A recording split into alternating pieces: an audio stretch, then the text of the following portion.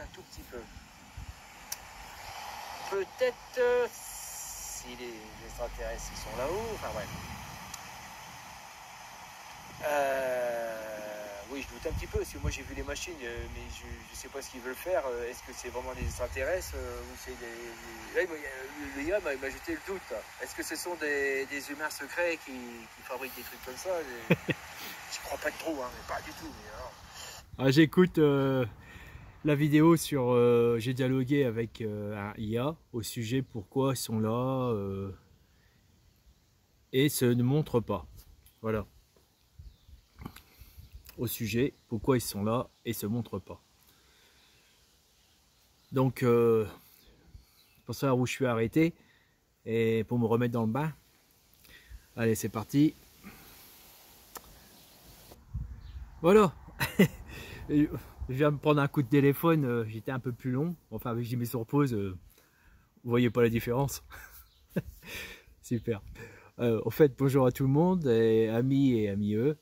Ça fait encore grand plaisir de pouvoir parler avec vous et vous parler. Et vous pouvez aussi me laisser des messages si vous voulez.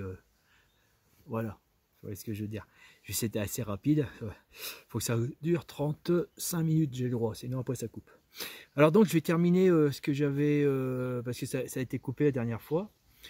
Et si c'était nous, les ET, et nous voyons une planète avec une civilisation et une technologie inférieure à la nôtre, que devons-nous faire? Que devrons-nous faire? Ouais. Donc il m'a expliqué des choses, ça c'est sur l'autre vidéo, et par contre j'ai pas fait, donc il m'a répondu, et là je lui ai demandé, tu peux approfondir? Donc il me répond, bien sûr, je peux élaborer davantage sur la manière dont nous pourrions agir en tant qu'extraterrestres observateurs d'une civilisation moins avancée que la nôtre. Forcément, oui, c'est une civilisation inférieure parce qu'on va s'apercevoir qu'elle n'occupe pas l'espace autour de sa planète. Nous, imaginons qu'on l'a fait, qu'on va occuper la Lune, Mars, et qu'il y aura énormément de stations, des stations spatiales entre deux qui feraient le tour du Soleil. Pas le tour de la Terre, mais le tour du Soleil. Bon, des grosses stations assez lourdes. D'ailleurs, un jour, j'ai entendu une bêtise de la part d'un youtubeur. Il disait que c'était impossible de construire une station qui ferait à peu près un quart de la Lune. Pourquoi? Parce que l'extraction de la matière elle serait tellement intense que le milieu, c'est-à-dire que vous imaginez la station, et là au milieu, imaginons que le milieu d'ici à ici, de la surface au milieu de la station, ça fait à peu près une boule, quoi. Enfin, c'est pas une boule, mais vous voyez. Imaginons qu'il fait 200 ou 300 km, les poutrelles métalliques ne tiendraient pas la pression. Je suis pas sûr. Je suis pas sûr parce que ces stations, d'abord elle est creuse, elle sera plus souvent creuse, tandis qu'une planète c'est plein. Et quand la planète elle est formée, elle était en fusion. Et vu qu'elle est en fusion, une petite planète, imaginons pendant la création du système solaire, de notre étoile, le système de notre étoile, elle est en fusion, donc les compressions se fait plus facilement parce que la matière elle est molle, elle est liquide, et voilà. Tandis que là, si on construit quelque chose et qu'on assemble des poutrelles, c'est froid. Il y aura des assemblages de poutrelles et puis il y aura des étages, premier étage, deuxième étage. Ça serait vraiment drôle parce qu'il y a des gens qui pourraient habiter le cœur de cette station.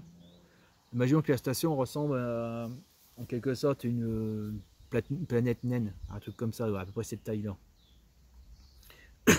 Et forcément, les poutrelles centrales elles seront beaucoup plus épaisses que ceux qui seront à l'extérieur. Et donc, la compression sera quand même, bon, elle sera forte, non pas forte, elle sera faible. Parce que là, actuellement, nous, quand on fait des structures métalliques, des gratte-ciels à la surface de cette planète, la nôtre, l'extraction est beaucoup plus forte, hein, que si on faisait une station orbitale solaire qui ferait le tour du système solaire. C'est forcément beaucoup plus faible, même beaucoup plus faible que la Lune. D'ailleurs, on sera obligé de fabriquer un système de pesanteur pour que les gens puissent marcher sur la surface de ces stations par rapport aux étages, pour éviter qu'ils volent dans tous les coins. Voilà. Donc moi je dis que c'est possible. Bon, le youtubeur c'est astronautique, je lui dis bon, j'ai rien contre lui, mais je dis non, moi je pense que c'est possible de le faire. Alors, voilà. Bien sûr, je peux élaborer davantage de manière. Tout d'abord, il est important de comprendre que toutes les interactions avec une civilisation primitive pourraient avoir des répercussions imprévues sur leur développement et sur leur culture. Bah oui, si on observe si on observe cette civilisation indigène sur cette planète et qu'on s'approche bien sûr sans se faire voir pour pas perturber leur évolution, pour mieux les observer quoi. On ne tirera rien si on arrive d'un coup avec nos gros souliers, avec nos bottes militaires, imaginez, et atterrir sur la planète et on va choquer tout le monde et puis pour observer on ne saura rien du tout, ça va être la grande panique dans cette planète, tout va être bouleversé, on va rien en tirer.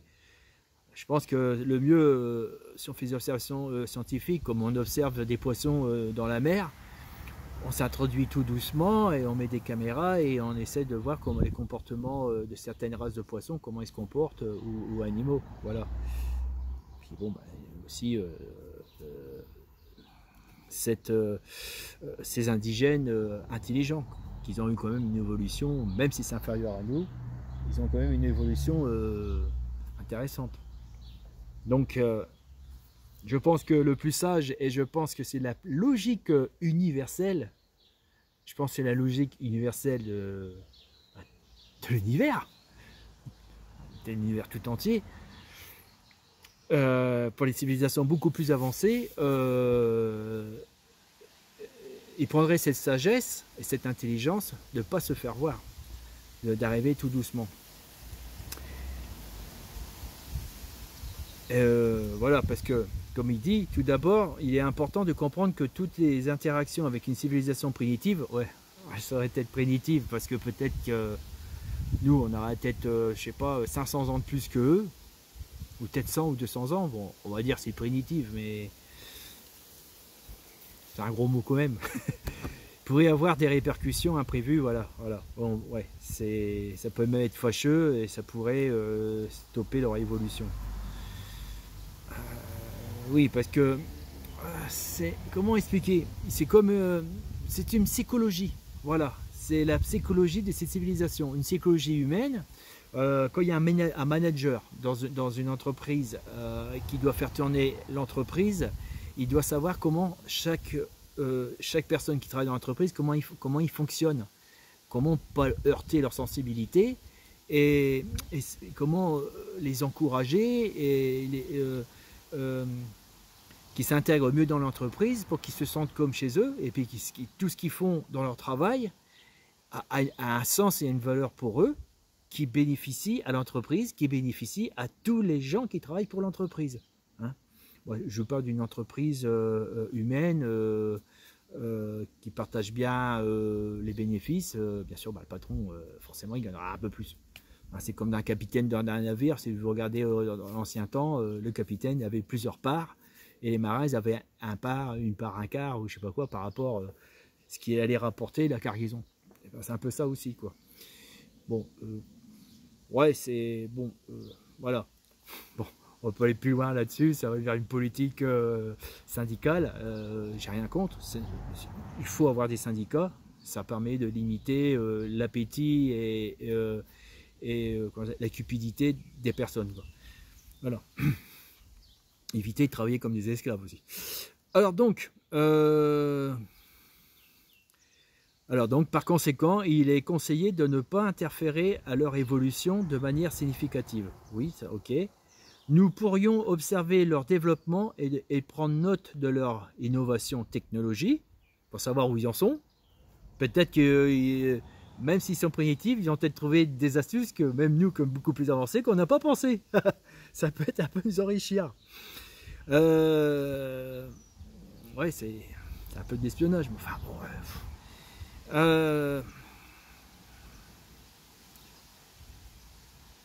Et ouais, voilà. Et je vais répéter la phrase. Nous pourrions observer leur développement et de prendre note de leur observation technologique et leur mode de vie, de leur culture. Alors ça peut nous heurter quelque part.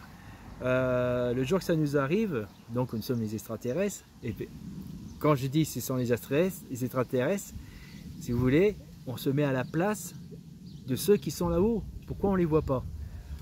C'est pour ça que j'ai pris, je rappelle, j'ai pris l'exemple que c'est nous maintenant qu'on est extraterrestres. Pour essayer de comprendre pourquoi eux, on ne les voit pas, pourquoi ils sont discrets, pourquoi ils se... Voilà.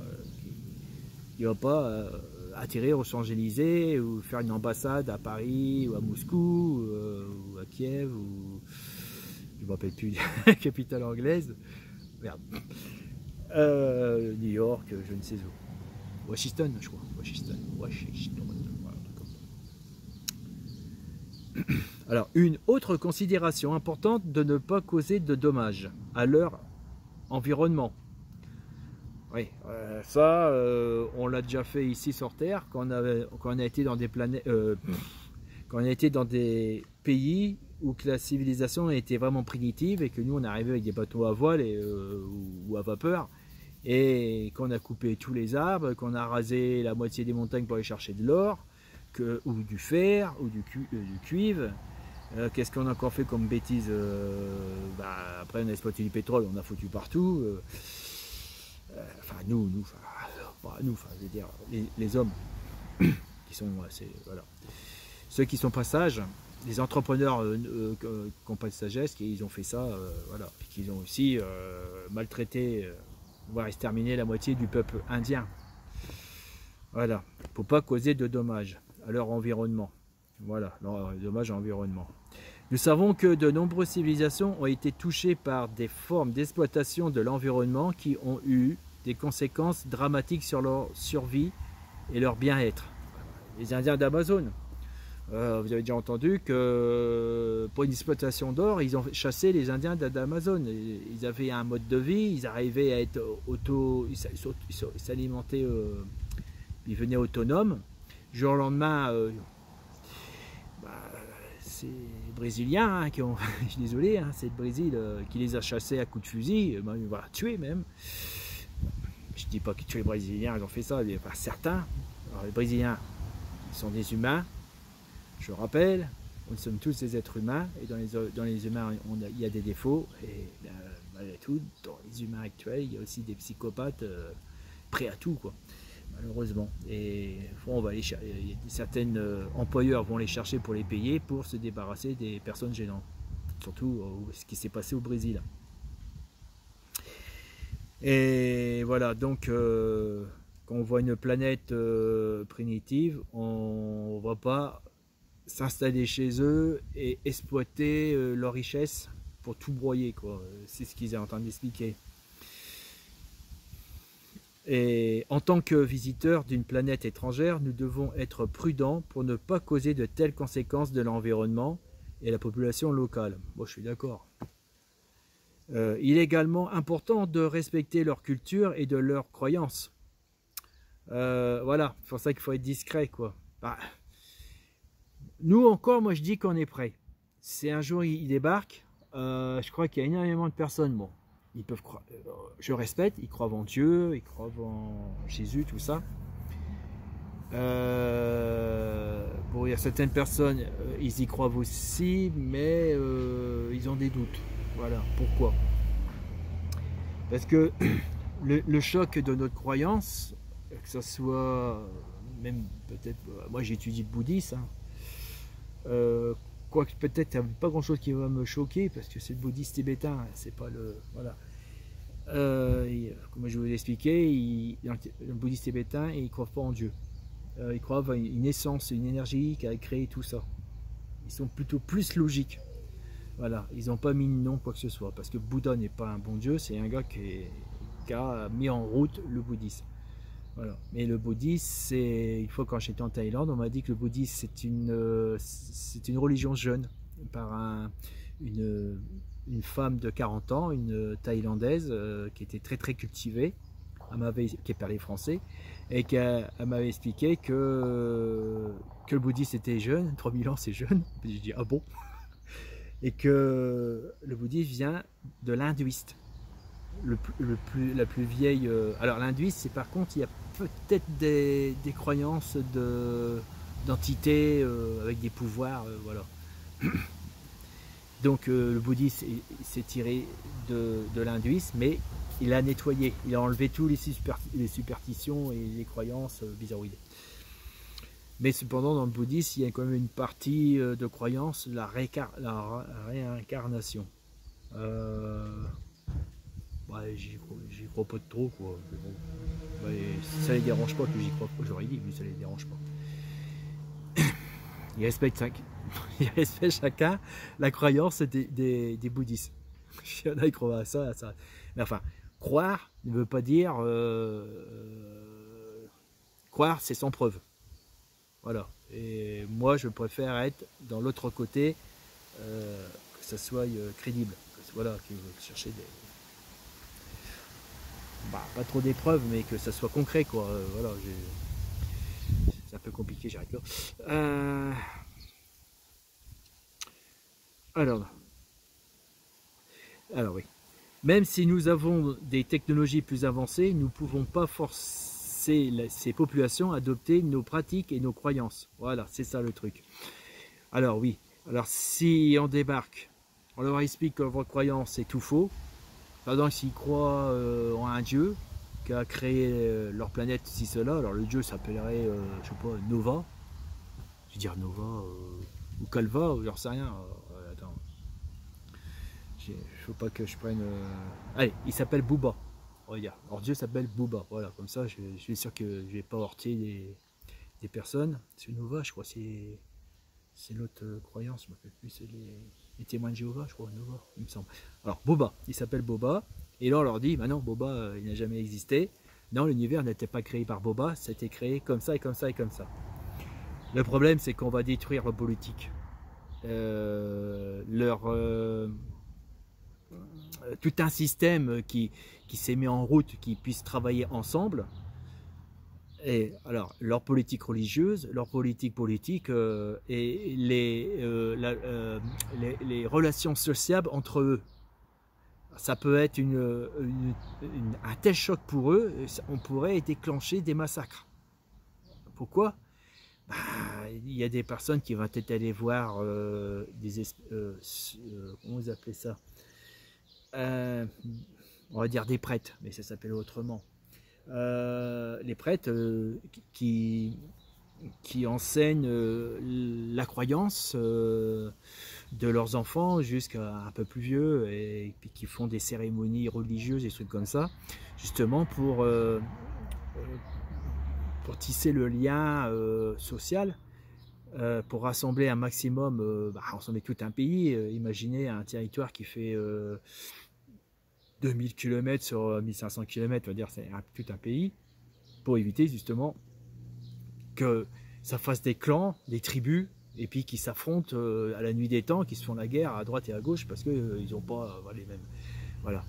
Et c'est pour ça que dans l'Europe, le catholicisme nous a aidés dans le développement de la technologie et aussi dans les études, l'écriture et tout ça.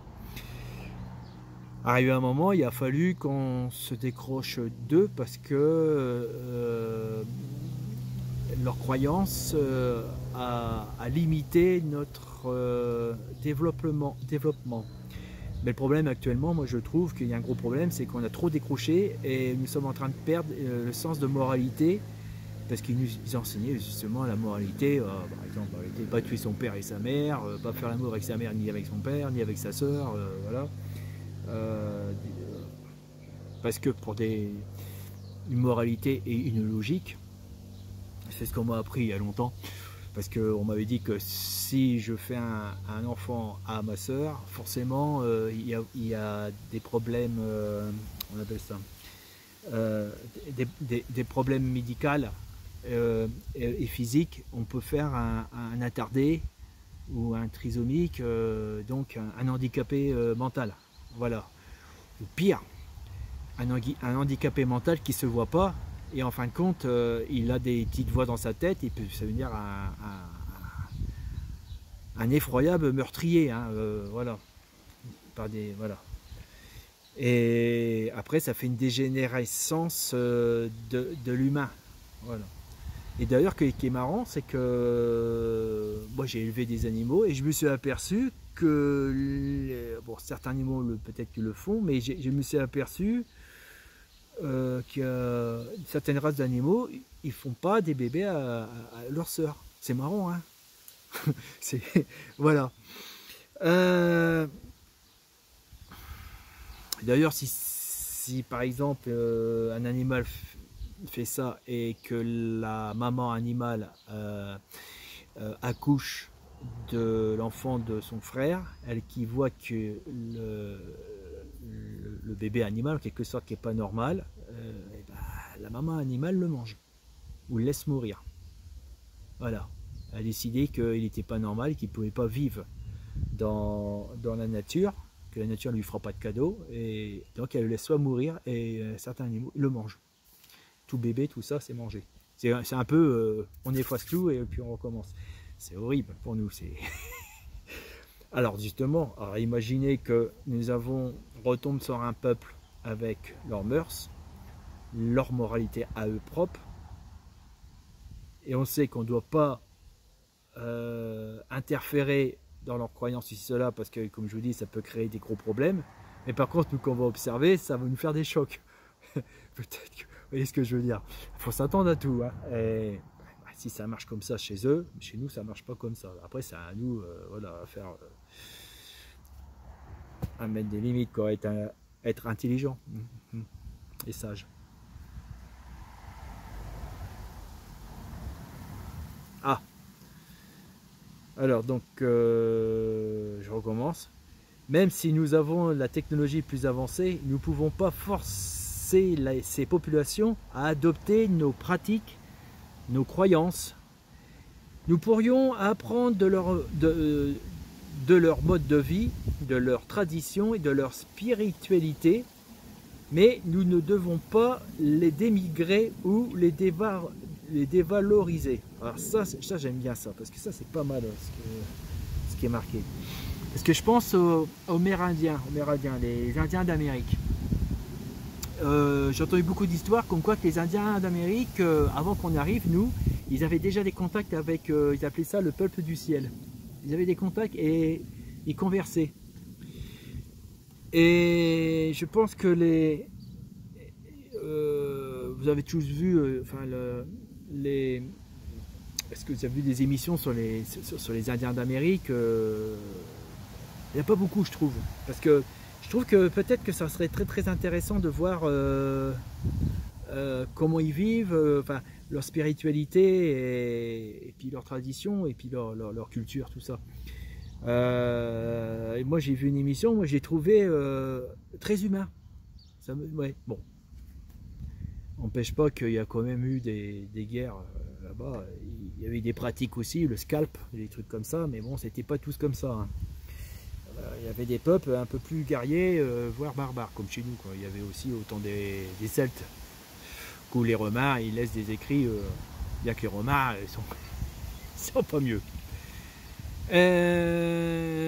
Donc, je trouve que les extraterrestres ont dû être très très intéressés par ce que je viens de dire aux Indiens. Mais apparemment, s'ils arrivaient, est-ce qu'ils seraient intéressés par nous actuellement, au XXIe siècle, de voir comment ça se passe maintenant dans les villes, parce que on est en perte de moralité, moi je vous le dis, hein, c'est sûr. Il n'y a pas longtemps, on a vu, j'ai vu dans les informations encore les actualités, une jeune fille qui s'est suicidée parce qu'elle a été poussée à bout par les liens sociaux, elle était insultée, ceci, cela. Vous voyez, moi, pour moi, c'est de la décadence. C'est-à-dire que ça s'écroule, la moralité s'écroule, tout s'écroule. Et je me dis que si les extraterrestres, ils nous étudient, nous qu'on devait être plus civilisés, puis qu'il y a des musiques qui nous incitent à être violents, puis des musiques pornographiques un peu chantées actuellement, là, ce qui est la nouvelle culture. Ça nous plonge quand même quelque part dans la décadence, quoi. Tout s'écroule, quoi. Et là, apparemment, je pense que les extraterrestres seraient peut-être beaucoup moins intéressés peut-être par nous à cause de ça, ou seraient peut-être intéressés de savoir pourquoi on s'écroule, pourquoi ça se casse la figure. Bon, ça ne veut pas dire que tout est perdu, on ne sait jamais, des fois c'est un déclic et puis ça peut s'inverser et puis on repart de l'autre côté et voilà. D'où la meilleure des barrières. Mais bon, il faut réformer quand même les religions, mais la religion, c'est une excellente barrière pour éviter de tomber dans la décadence, dans l'écroulement d'une civilisation. Moi, je trouve que c'est pas mal. Que ça soit une religion, peut-être la reformer, qu'elle soit moins stricte, plus logique, un peu plus libérée. Bien sûr, avec des interdits, parce qu'il y a des choses dont on ne pourra pas faire l'amour avec sa sœur, ça c'est pas possible, ça ne peut pas se marier avec sa sœur, ou le père va se marier avec sa fille. Vous voyez ce que je veux dire, c'est pas concevable. On est bien tous d'accord là-dessus, alors que ce soit religion chrétienne, musulmane, ou même bouddhiste, ils le disent, hein, c'est l'immoral, ils appellent ça. La sexualité immorale. Voilà, oui, nous aussi, on a aussi des interdits, quoi. Alors, c'est pas interdit, on va pas aller en enfer, mais c'est comme ça. Ils expliquent pourquoi il faut pas faire ces choses-là. Intéressant, non? Enfin, nous devons être prêts à aider en cas de besoin, mais seulement si cela est clairement justifié. Et si les conséquences d'une telle aide ont été soigneusement pesées, par exemple, nous pourrions fournir des ressources médicales ou technologiques qui pourraient améliorer leur qualité de vie. Alors voilà, ça m'intéresse vachement parce que je me suis toujours demandé, est-ce que les extraterrestres ne nous ont pas envoyé, et comme Jean-Pierre Petit, il a dit qu'il a reçu du courrier pour aider les scientifiques à terminer leurs études ou à finaliser des projets, je sais pas, sur les atomes quantiques, tout ça. Mais seulement, ils ont fait ça judicieusement, ils n'ont pas tout envoyé d'un coup. Mais par exemple, la LED. La LED, c'est la petite lampe sans filament, où c'est assez clair, tout le monde connaît la LED. Mais moi, j'ai connu les ampoules électriques avec un petit filament. Le jour que la LED est arrivée, ça a été une sacrée surprise. Je me rappellerai toute ma vie, devais avoir 13 ans, je crois. Je me mettais dans le noir et je regardais la LED qui s'éclairait. Je me dis, mais comment ça se fait qu'il y a une espèce de gaz, comme un gaz ou un plasma qui se dégage sans filament. Et je trouvais que cette lumière était vraiment extrêmement magique. Et plus tard, on m'a parlé l'histoire des transistors, des trucs comme ça. Et je me demande si on n'a pas eu un coup de pouce dans l'électronique. Vous voyez ce que je veux dire? Mais juste ce qu'il faut, quoi, pas de trop, quoi. Ils n'ont pas tout dit. Et médicalement, peut-être. Par contre, j'ai pas entendu des émissions sur le médical. Est-ce qu'il y a eu des avancées? Est-ce qu'ils nous ont aidés sur le médical?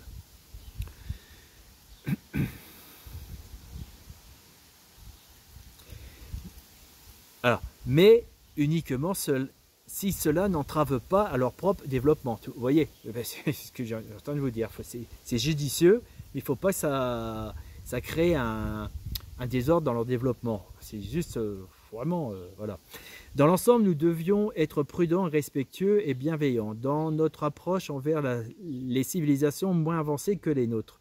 Nous devons être conscients des répercussions potentielles à nos actions et veiller à ne pas perturber leur évolution de manière significative. Je suis d'accord, bon, j'ai rien à dire, c'est clair.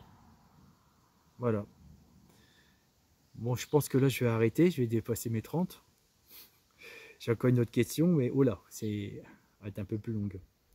Donc la question c'est pour plus tard, où là où je me suis arrêté, alors c'est est-ce que nous devons cacher notre présence envers cette civilisation de cette planète? Voilà, moi j'appuie un peu plus, vous voyez. Est-ce qu'on doit cacher notre présence de cette planète? En disant cette question-là, parce que je pense à eux. J'ai dit, ils se cachent. Comme d'habitude, je vous dis, je me mets à la place d'eux. Et si on faisait la même chose? On va voir ce qu'il va dire le IA. Bon, bah ça sera pour la prochaine. Donc je me suis arrêté ici. Voilà, alors comme ça, j'ai mis un marque-page. Voilà, écoutez, bah, allez-y, posez-moi des questions ou partagez. Moi, je pense qu'on va avancer plus facilement comme ça, en réfléchissant sur nous-mêmes, en tombant sur je pense, à la même logique qu'eux. Bien sûr, il y a des gens qui vont me dire que c'est pas possible. Non,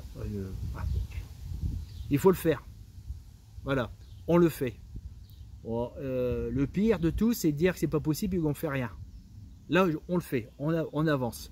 Et à ce moment-là, je pense qu'on va peut-être comprendre beaucoup de choses. Même s'il ne nous le dit pas, on va comprendre beaucoup de choses. Et bon, bah voilà, j'ai fait encore une vidéo de vous. Et si vraiment vous voulez interférer ou me donner des trucs, je suis disposé. Envoyez-moi la boule noire. Je l'ai vu qu'une fois cette boule noire. Et je suis content parce que il n'y a pas longtemps, c'est passé aux actualités américaines à la NASA. Ils ont filmé une boule. J'ai pas vu si elle était noire, j'ai pas bien vu. Il y avait le soleil, ça avait le reflet dessus. Mais c'était une boule sphérique. Mais je n'ai pas vu sa taille. Bien, moi, je crois qu'elle faisait entre 1 mètre et 1 mètre 50 quand elle est passée là-bas, là. Par ici, je veux dire. Donc, on est en surveillance. Voilà. Tu vois, je suis certain, même sûr. Je ne peux pas vous prouver, même si j'ai un papier de leur part, certains ne me croiront jamais. Mais je suis sûr que les sphères, ce sont les drones. En permanence, ils tournent autour de la planète. Il doit y en avoir beaucoup. Et il doit être, quand j'avais ça, invisible. Et de temps en temps, je ne sais pas pourquoi, ils apparaissent devant nous. Alors soit ils ont peut-être des petites pannes et ça apparaît, ou c'est volontaire. Voilà. Moi, elle est apparue et voilà. Bon, enfin, j'ai fait une vidéo là-dessus, j'ai bien expliqué. J'avais bien envie de refaire une autre vidéo parce que j'ai réfléchi plus tard. Je crois qu'il j'ai encore d'autres trucs à faire parce que je commence à comprendre ce qu'elle a voulu faire, la boule. L'histoire qu'elle est rentrée dans le nuage, elle n'est pas apparue, puis qu'après que le nuage ait continué à apparaître comme ça. C'est-à-dire, la boule était là, elle a rejoint le nuage, puis une boule, elle était rentrée dedans, un petit nuage. Hein. Puis hop, le nuage est descendu peinard. Je suis sûr qu'elle était dedans, puis qu'elle était en train de certainement me scanner, m'analyser. Pourquoi moi? Je ne peux pas vous dire. Je ne suis pas un savant. Bon, c'est vrai que j'ai l'imagination assez développée, je suis très manuel, je suis autodidacte. Je me forme tout seul dans la programmation, tout ça, et pas mal de choses. Ça, c'est dans notre famille, on a ça dans le sang. Voilà. Dans notre famille, on est un peu comme des Léonard de Vinci. C'est pas pour me donner un coup de brosse, mais c'est pour que vous voyez à peu près le personnage que je suis, et mes frères sont pareils. Voilà. Allez, 33. Allez, bye bye les amis, et puis à la prochaine. Et puis je continuerai la vidéo. Puis de temps en temps, je poserai des bonnes questions sur le IA qui me permet de mieux cogiter. Ça, c'est vraiment une belle invention. Ce que je voudrais, c'est que le IA soit branché sur Internet, mais il faut que... Si vous pouvez me conseiller un autre IA qu'on peut chatter, mais plus performant, mais qui soit branché sur Internet. Parce que j'ai l'impression que le IA, il est programmé dans un programme et les questions sont dedans. Alors, je ne sais pas comment c'est foutu, je ne sais pas. Mon fils, il fait des études, il va passer le master, voilà, de la programmation et il étudie justement pour programmer avec des IA. Alors, il m'a expliqué, c'est des neurones informatiques. Mais je ne sais pas comment c'est foutu ce système. Pourtant j'ai fait de la programmation, mais pas à ce niveau-là. Ça, j'ai jamais programmé des neurones informatiques d'intelligence artificielle. Marie, mon fils le fait et je le suis, je le questionne. Hein, je l'embête un petit peu parce que je pose plein de questions et puis il a mal à la tête. Allez, bye bye les amis, et à la prochaine. Et puis tout le bonheur pour vous et puis que toutes les guerres cessent dans ce monde et les violences et puis en paix, plus de paix possible. Changeons ce qu'on a à l'intérieur de notre tête à nous tous et éduquons nos enfants dans le bon sens. Voilà. Allez, bye bye les amis. Bye bye.